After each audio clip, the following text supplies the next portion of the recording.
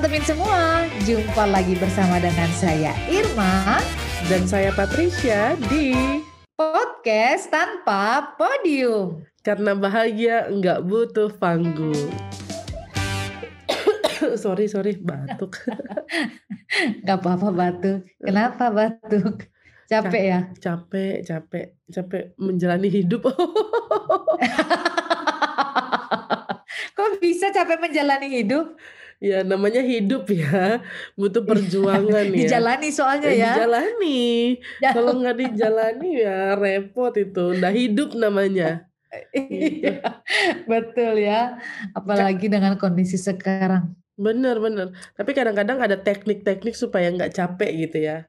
Iya, Dan betul. itu perlu persiapan yang matang, pelajaran, pembinaan, dan lain sebagainya. Asik. Masuk Pak Eko. Ini Pak Eko lama-lama muncul di podcast, disebut mulu dia. Nanti kita undang Pak Eko ya. Iya, betul banget. Karena yang namanya jalan hidup itu nggak pernah kita tahu ya. Kadang terjal, tanjakan, turunan, jalan belok kanan, belok selalu. Makanya perlu ada trik tadi seperti yang kau bilang, ada pembinaan-pembinaan, termasuk ketika orang mau dikatakan menempuh hidup baru. Yo ya, menempuh hidup baru. Ya namanya hidup baru ya, perlu pelajaran-pelajaran ya. Aku masih hidup lama ya, tapi tiap minggu dengar perintah hidup baru kok. Iya ya, kenapa dibilang menempuh hidup baru ya? Karena udah beda sih persiapan dirinya, udah nggak sendiri, udah berdua. Lalu ada tatanan-tatanan yang harus disesuaikan. Baru banget itu menurut orang yang sudah menikah ya usia. Sok tahu banget ya. Betul, karena memang yang namanya menempuh hidup baru, atau kalau teman-teman mau membahasakannya secara sederhana, memulai hidup perkawinan lah ya, begitu ya. Iya. Itu memang butuh persiapan, butuh teknik, butuh bekal yang sangat penting. Makanya dalam salah satu pelayanan gereja itu ada yang namanya, iya. Oh iya betul. Kalau nggak ada pasangannya apa yang mau dibina ya? Iya. Kita mau udah ikut pembinaan terus pasangannya kagak ada. Iya betul. Ya, makanya perlunya adanya pelayanan katekesasi, baik itu pra maupun pasca ya, yang sekarang juga sedang dipersiapkan oleh siapa ya, siapapun lah ya. Iya karena nggak cukup sekadar pra. Apanya berapa kali? Ya. Maksudnya udah berapa kali ini melayani melayani katekesasi. Yang pra aja dulu deh. Yang pra dulu deh. Aku tuh ya waktu awal-awal ngitung, sekarang udah jadi nggak pernah ngitung ya. Wih, berarti banyak dong ya yang udah dibina ya. Kalau dulu di pos Teras Nawang itu sih dia massal, jadi kayak 2, 3, 4 orang menikah gitu, 4 pasang langsung sorry ya. Satu kali gitu ya. Satu kali, biar murah pas acara ada.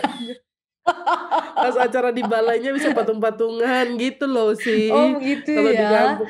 Dulu aku hampir disuruh nikah massal, enggak. Di sana tuh ada musim-musim supaya hemat. Ada musimnya gitu sih, kayak musim panen setelah bulan Mei itu pasti orang nikah karena berasnya ada kan, stok berasnya ada gitu. Iya, dan ada beras khusus katanya tuh yang kalau mau dipakai buat pesta tuh. Beras apa namanya lupa aku ya, beras mango nggak ngerti aku. Nah sudah ada itu, pokoknya dia beras itu kalau dimasak itu dia ngembang jadi banyak kalau buat pesta, diperlukan tapi nggak bisa bermalam ya begitu. Kalau aku berapa kali ya itu masa vikaris nggak sih? Vikaris kita kan hanya mendampingi ya. Iya.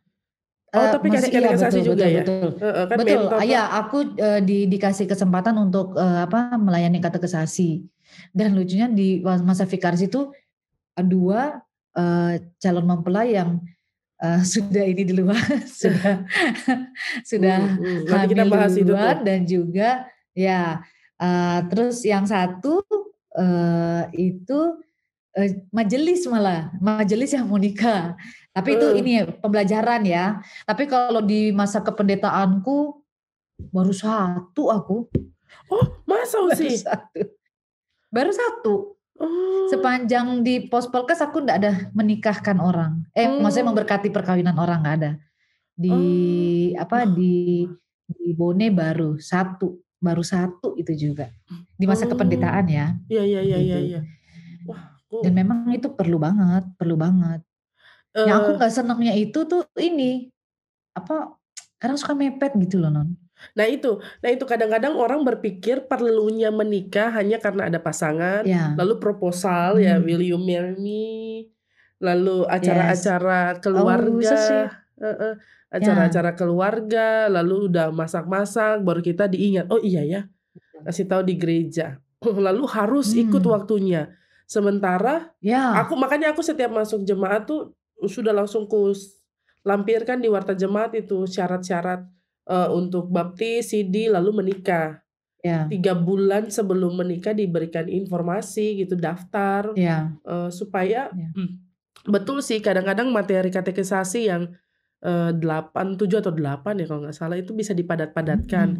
Tapi perjumpaan, lalu proses pembinaan, pemberian ayat-ayat firman Tuhan yang menguatkan, meneguhkan, bahkan pertanyaan-pertanyaan aku sering setiap Ya. bahkan di hari H, sebelum janji itu disampaikan aku tanya ulang, "Benernya udah siap?" Tanya ulang. Kalau belum siap masih ada waktu. Karena Ya. butuh kesiapan diri, makanya katekisasi pranikah itu penting supaya belajar bersama. Orang kan pikir, "Ah, udah tahu kok, udah kenal dia dan lain sebagainya." Tapi Ya. harus ada pihak ketiga yaitu Tuhan, melalui hamba-hambanya, pembelajaran-pembelajaran yang diberikan, bukan karena orang itu lebih tahu dan lebih paham atau rumah tangganya sudah berhasil. Bahkan kayak aku yang belum Ya. menikah aja kan aku kasih katekisasi pranikah, Ya.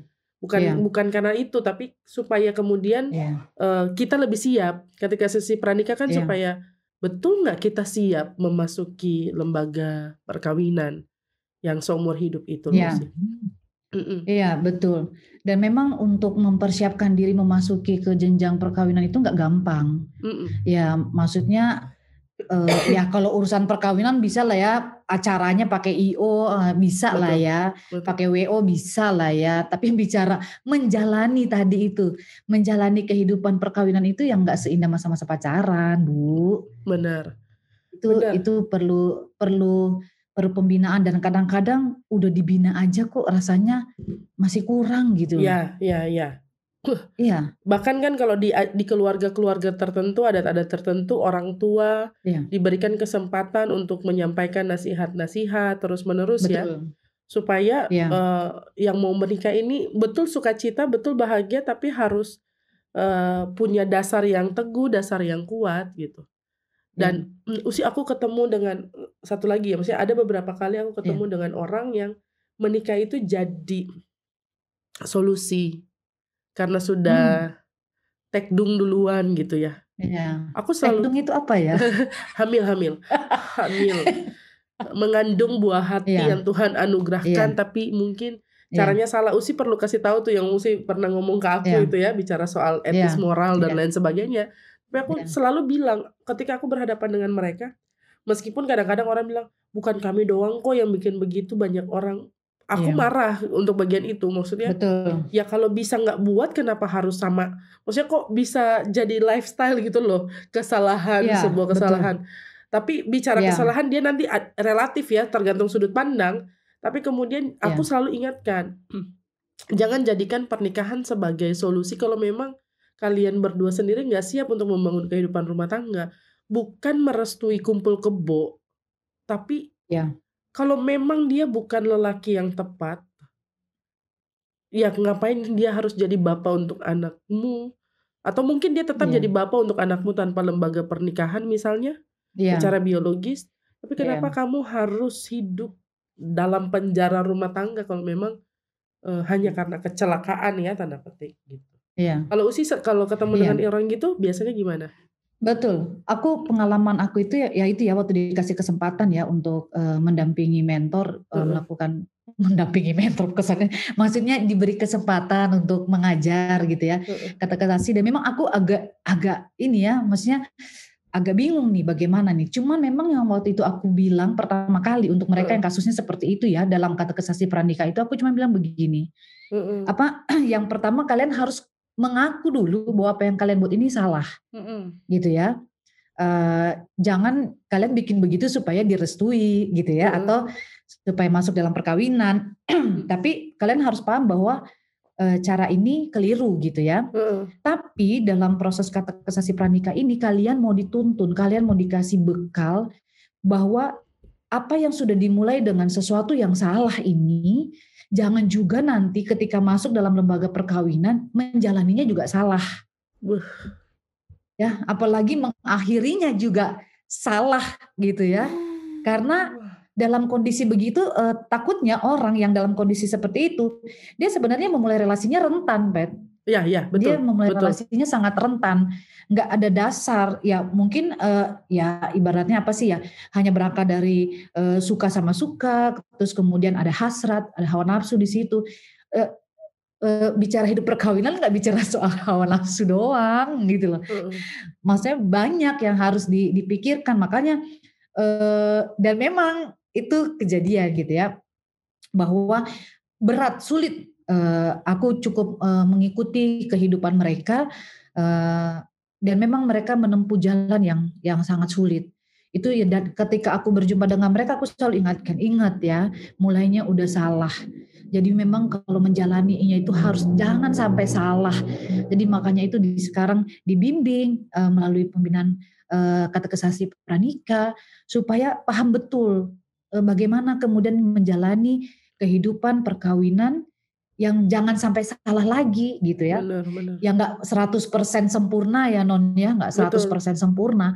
Karena pada akhirnya tergantung dari dua orang itu bagaimana mereka bisa menata diri, menata hati, menata ego di tengah-tengah relasi suami istri dalam rumah tangga. Kayak begitu aku ya, karena ya itu ya, jangan sampai juga karena nanti kita bilang begitu, ya udah kalau begitu nggak apa-apa juga baru kata kasasi pranikah, jangan juga gitu. Tapi aku sepakat dengan yang Diko bilang tadi Non. Aku sepakat dengan Diko bilang tadi bahwa ya dalam kondisi seperti itu ya kita juga sebenarnya bukan tidak ada pilihan ya. Ya, bukan tidak ada pilihan, selalu ada pilihan. Apakah kita betul mau memulai lembaga perkawinan dengan sesuatu seperti itu, dengan kondisi kita mungkin kenal orangnya bisa diandalkan atau tidak gitu ya, orangnya worth it atau tidak. Ya kalau memang bisa kita jalani sendiri, kenapa enggak? Makanya dalam pembinaan kata kasasi pranikah itu artinya kita mau dibuka cara berpikir kita, bukan lagi cara berpikir sendiri, bukan lagi cara berpikir untuk hanya sekedar kepuasan fisik semata gitu, tapi banyak dan bahkan kompleks memulai hidup perkawinan itu. Betul banget. Dan makanya perlu ya, kesimpulan kita adalah kategorisasi pranikah itu perlu. Sangat perlu. Orang selalu daftar di gereja itu ya ada beberapa gereja yang sudah tertib ya, bahkan orang yang baru pacaran aja sudah ngikutin kelas katekisasi pranikah sementara mereka belum tahu kapan akan menikah begitu, untuk belajar, akan menikah, untuk proses belajar dan seterusnya, dapat sertifikat dan lain-lain. Kalau kita di GPIB sering kali berjumpa dengan orang yang memang sudah mau nikah dulu baru ingat gereja begitu. Ya orang-orang yang aktif akan tahu sih jalurnya ya, alurnya. Tapi kita sering kali berhadapan dengan orang yang udah kepepet baru larinya ke gereja gitu. Lalu ketika kita kasih tahu ini aturannya dan lain sebagainya, ribet. GPIB tuh ribet. Ribet, ribet nih, dibikin ribet. Kenapa sih orang mau ini susah-susah, ini susahin? Orang mau berumah tangga, ya karena fokus mereka ada pada WO-nya, pakaiannya mau apa, siapa aja yang diundang dan lain sebagainya, bukan pada persiapan diri merenungkan firman Tuhan bersama-sama, lalu persiapan hati. Lalu nantinya kan katekisasi pranikah ini untuk orang-orang yang menikah itu tujuannya nanti mereka diterima sebagai bagian dari warga di jemaat, keluarga Kristen di tengah-tengah jemaat yang berproses dalam persekutuan pelayanan dan kesaksian, kan begitu. Kalau cuma numpang nikah dalam tanda petik, atau kalau cuma mau proses nikahnya doang tapi nggak mau terlibat dalam kegiatan-kegiatan pelayanan persekutuan kesaksian kan percuma sekali gitu. Kita kan Iya, nanti muncul anak baptis. Iya. Lalu ya Natalan, lalu misalnya ada perlu anak mau CD, baru kemudian cari dan mempersalahkan aturan-aturan di gereja, padahal jadi sebenarnya kalau kita mau menikah lalu ribet dengan segala aturan itu kan baik ya. Itu memproses diri untuk bertahan enggak kita di proses sulit di awal dalam proses itu. Betul. Kalau kita sudah bertahan berarti kita namanya rumah tangga lebih ribet lagi kan usia yang sudah berumah tangga ya. Gitu. Ya. Ribet. Makanya sebenarnya perlu katekisasi pranikah supaya kesadaran nanti jadi, aku sih nggak terlalu sepakat dengan kepala atau leher dan lain sebagainya ya. Tapi suami istri nantinya akan sama-sama setara, saling mencintai, lalu membangun kehidupan keluarga Kristiani yang memuliakan nama Tuhan dalam persekutuan gereja. Kalau nggak dibangun sejak awal dalam katekisasi pranikah, maka setelah menikah, jangankan balas gereja besoknya Minggu. Biasanya kan orang nikah Jumat atau Sabtu, lalu Minggu harus hadir sama-sama. Sudah capek lalu nggak mau ke gereja. Padahal kalau istilah kita balas gereja itu maksudnya datang ke gereja ya sebagai syukur ya. Minggu pertama sebagai suami istri gitu. Suami istri. Hadir kan itu manis gitu. Aku selalu gitu nyanyi ya setelah menikah, nyanyi di hari Minggu. Jadi biar orang nggak fokus sama hal-hal duniawi saja, tapi kemudian memberi diri untuk melayani sebagai suami istri. Persembahan pujian misalnya gitu. Betul. Itu manis banget ya. Tapi yang pastinya nih teman-teman juga perlu paham ya bahwa benar deh, yang namanya katekisasi pranikah itu penting dan paling jengkelin kalau ngerjainnya mepet. Bener. Nggak enak banget gitu ya. Karena apa? Kadang-kadang kita itu secara tidak langsung dalam proses katekisasi pranikah kita kan juga bisa baca body language-nya ini ya. Bener. Pasangan betul, ini ya. Betul.